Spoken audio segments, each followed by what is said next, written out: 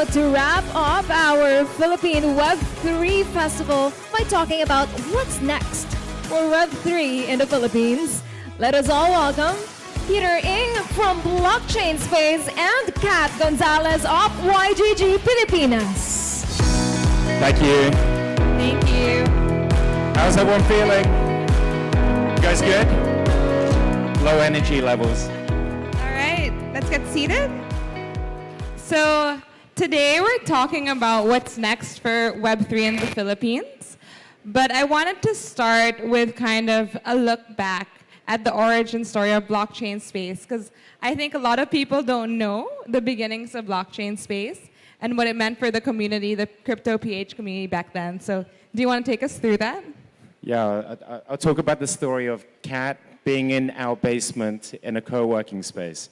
So actually, blockchain space started as a physical space, right? So we were building offline communities in Makati, in Manila, back in 2018, right? And the kind of crowds we were drawing in were about 20 to 50 people. Probably the largest ones would be like 100 people if we managed to get about 4 or 5 different partners in there.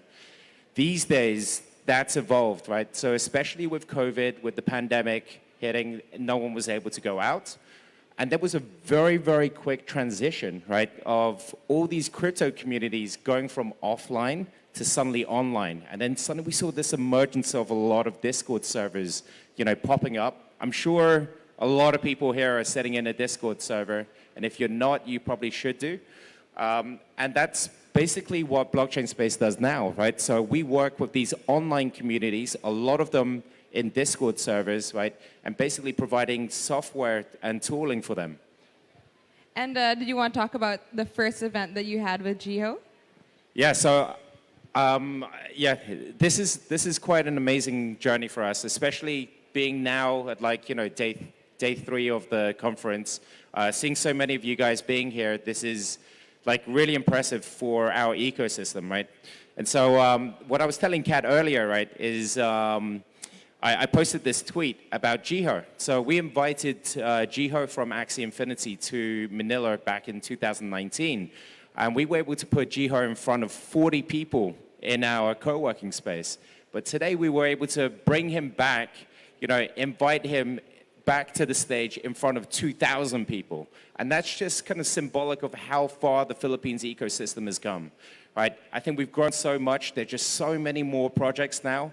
There's so many more communities. There's so many more builders, right? And I think, it's really exciting that you all want to come in and learn from them. I see a lot of people really engaged. I saw a lot of people taking notes, right? And, I just feel like this is now just going to proliferate exponentially from here. Yeah, amazing. So it was because of blockchain space that I met a lot of my friends in the community, and now it's amazing that we're all working together. So I met you, Colin, Gabby, all through blockchain space. So it's amazing in 4 years how much the space has grown. But I want to ask you, what do you think it is that resonates with Filipinos with regards to Web3, and why do you think that growth has happened? Yeah, so I'll go back to kind of what we do at Blockchain Space, right? So we work with these communities, and something that we were able to identify, actually. So because of the Axie Infinity and the GameFi phenomenon, right, in 2021, where you went from 800 players up until 3 million players, right? And you're thinking, how the hell did that happen, right? And so we dug into the data, and then we found out that actually a lot of the growth basically was attributed to micro communities setting up, right? And a lot of those communities were basically coming out of the Philippines. And we're like, why are there so many micro communities, right? And it makes you kind of ask another question layer down, right? So what is it about Filipinos that make them want to kind of set up micro communities? And there's this basically something inherent in the Filipino culture and their nature is, they want to educate people within their circles. So their relatives, their friends, their colleagues, even the people in the same town, they want to help people, right? And so when Axie started taking off, people want to understand, like, what is this phenomenon, right? And there were a lot of these micro communities that just suddenly exploded. We're talking like 20,000 micro communities that actually exploded in the country, right? And they were basically small groups of like relatives, friends, colleagues, and even like people in your local village, right? And they were just teaching each other about the Axie phenomenon. Now, just imagine that happening basically for the rest of Web3 and for other applications. I think that's the part about the Philippines that makes it so unique and why it's been so successful with Web3 adoption.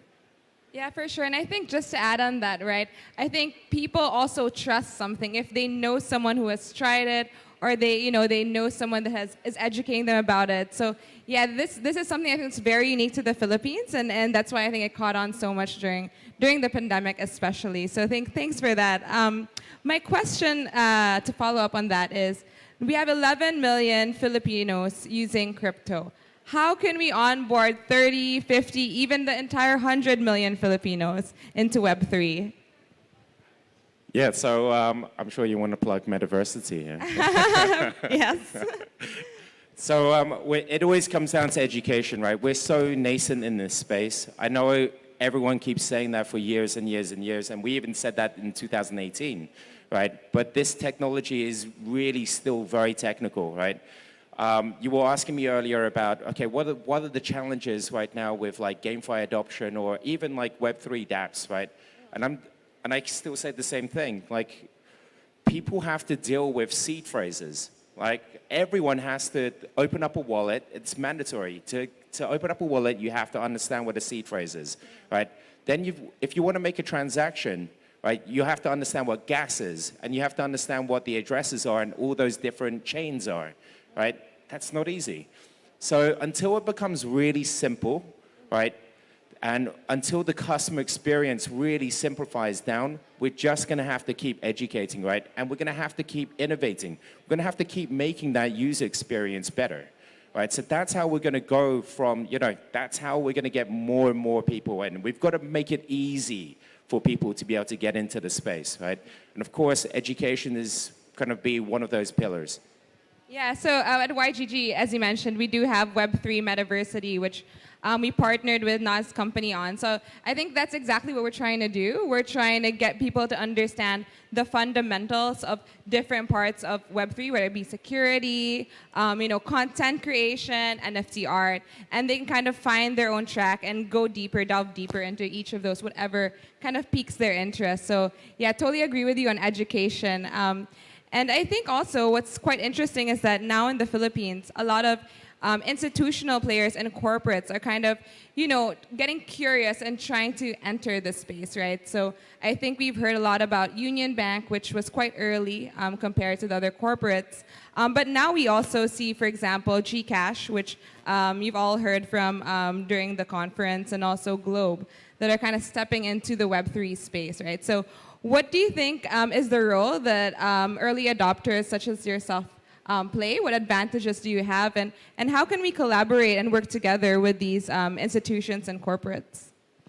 Yeah,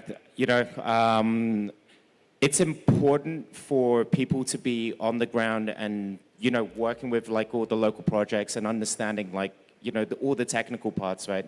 So I think, blockchain space, YGG, we're very, very early in this space. We're very embedded in the ecosystem. And it's our duty then to speak to the larger institutions, the bigger corporations, and to help them to understand, how to work with this technology. Right? Actually, enterprise adoption has been discussed in this country for quite a number of years, but it never really took off, right? I mean, you would have thought about like, have a look at like insurance, for instance, right? You can have smart contracts for insurance. You could have IoT devices that say like, okay, if crops in a certain district don't get enough water, then you know that this insurance contract is going to get triggered, right? It probably should make a lot of sense, right? But it never took off, right? So I also think that there's not all applications are going to be worthwhile to explore. There's a lot of things that already work. And as Peter Thiel loves to say, if it doesn't add 10 times more efficiency, or it doesn't add, like, 10x to the existing technology, then it might not be worth adopting.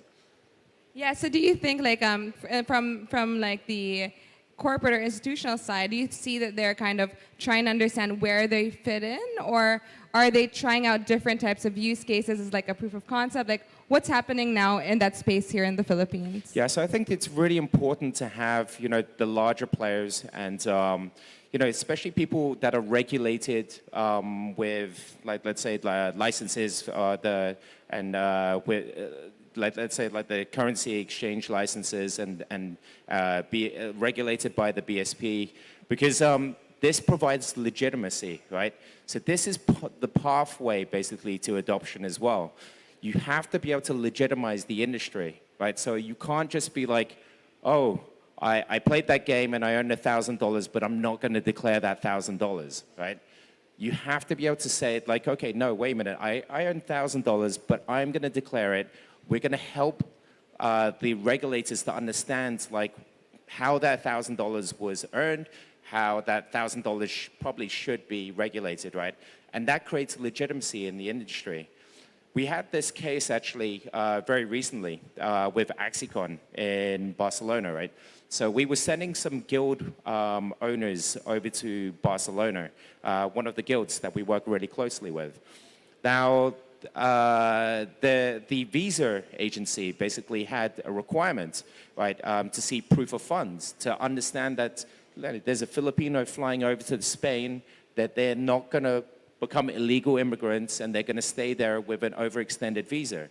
And what happened is this guild owner actually showed their Binance account and showed that they had about $10,000 sitting in their Binance account. It's quite a lot actually it's a lot for a Filipino, right? And the visa office didn't accept it, right? So that $10,000 was not seen as a legitimate source of funds, right? If you can't see that as a legitimate source of funds, right, then how are we teaching people, okay, go out there into the metaverse, go earn, right? But actually, you're not going to be able to do other legitimate things in real life, So we have to create that legitimacy. Yeah, I think that's so important. So it's like, you have to kind of translate these things for some regulators, right? So your definition of what is proof of income, proof of assets can change, right? Depending on like, when you're talking about the Web3 space. And I think that's also a point of collaboration, like with the institutions and the banks as well. And some of them are also quite open to that. So that's nice to see. What I really think is interesting is that a lot of Filipino founders and startups are actually leading the way, right? We're kind of showing what all these like corporates and companies can do when they want to enter Web3. So I think that's also quite exciting to see that it's the startups in the Philippines that are kind of leading the way towards innovation, and there is that kind of back and forth communication and like understanding and learning as well. Yeah, absolutely. And I think, these Filipino startups, especially the ones that got funded recently, right, with that inflow of capital into these startups, really shows the legitimacy of, like, how this part of the industry is becoming more mature, right? And that, people really, they don't just back them for, like, overnight success. They actually genuinely believe that these companies like Blockchain Space and YGG are going to be, big companies in the future, and that we're going to create sustainable business models, and we're going to contribute towards, growing the whole ecosystem. Yeah, so on that note, is there anything that you think Filipino founders should be looking at, like moving forward in the space in the Philippines? Like, is there anything that, you would like to see happen or founders to do or focus on in a particular area? Yeah, so, definitely the Philippines Web3 Festival is this perfect place to go meet, rub shoulders with other people, right? I think that there needs to be more of this community interaction, right? Also go meet people from outside of the country. So, I mean, like, that's great that we have international people coming here so you can understand what they are looking at, what they're interested in this space and in the country. I think, like a lot of the Filipino founders now, we don't just look at the Philippines as being the sole market, right? We actually are all building global companies, right? when we think about Web3, it's not just one country. We think about, the metaverse being borderless, right? So this is, you're not only thinking about just Filipino users anymore. You're thinking about global users, right? So you need to interact with other communities, other thought leaders outside of this country as well. So that would probably be my advice. Cool, yeah. So I think it's amazing what you said because it's so true. Like we're not just looking inside now, which is really interesting because even in the Web2 startup space, a lot of it was very focused locally, right? But Filipino founders in Web3 are actually looking at, an international play, a global play, right? So it's not just Philippines, and that's really amazing actually to kind of see the progression through the years in terms of the thinking and the mindset as well. Yeah. So being one of them, what would your advice be? Like, how can Filipino founders kind of, take that next step forward? Like, what would you say to them? Get in touch with us.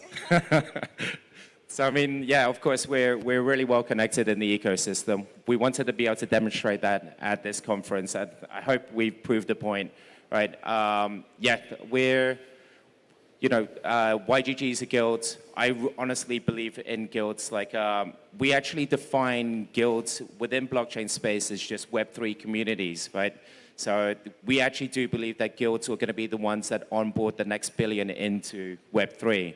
Right, so get involved in a guild, right? Find a guild that's suitable for you. There's going to be multiple different types of guilds. You have content creation guilds, you have gaming guilds, you're going to have art guilds, you're going to have everything, builder guilds, right? You're going to have all different types, but those guilds basically are communities that you should be able to affiliate with and that can help you to get involved.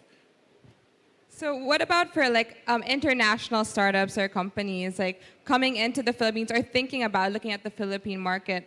What can you say the biggest opportunities here are for them? And where would you point them towards? Yeah, so one strength about the Philippines, right, is really about the creator economy, right? So when we talk about the metaverse and when we talk about international companies we saw the game designers over here before, we don't look at the Philippines as just users, right? We don't see them as just gamers anymore. We see them as contributors from a creation standpoint, right? So earlier I had the pleasure to do the Sandbox panel, and we talked all about the creator economy. The Filipinos are so creative. I mean, you have artists, you have musicians, you have technical builders, right? You have all different types of people that are basically creating content now, right? And Web3 is all about content creation and owning content, right? And that's where the Filipinos basically have their strength, is in their creativity and their ability to create content. Yeah, I think it's great because we were having an interview earlier, and we were asked, is Philippines just like a consumer in terms of the Web3 space, and the truth is we're really builders in this space, right? Whether it be in content creation, community management, marketing, all these things, right? We're seeing a lot of Filipino builders and founders kind of creating their own paths, right? Not just being consumers, but are actively actually helping to build the future of Web3. So I think before we end, I wanted to ask you if there's anything you want to tell the people here who have come to the festival this week. Do you have any words, Peter? I think continue to keep going to conferences. Continue to stay in touch with us, right? We want to be able to grow this at least 3 times by next year, right? So I think we'll be back with Philippines Web3 Festival, right? And we'd love your support. We want to see more of you guys building out there, right? And contributing to the ecosystem. And if you have any questions about that, you know where to find us. And I also want to thank everyone who helped put this together, from our tech team to everyone who was here night and day, who've been working hard. To you as well, your team. Thanks, guys. Amazing job. And I think Peter would like to invite everyone to go to the next after party. I think there's been 20 after parties this week. But Peter, do you want to invite them all? All right, if you still have a little bit of energy left in you, you've got to come and join us at Versus Barcade in BGC. It's at the Palace. And we will raise a glass together. And this is the one thing I love about the Web3 crypto community is we're all open.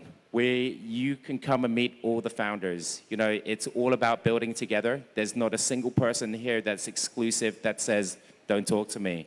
Everyone wants to talk to each other. We're building this together. So yeah, come and find us. And I'd love to raise a glass with you. All right. With that, thank you, everyone. Thank you, Peter. Thanks to the team.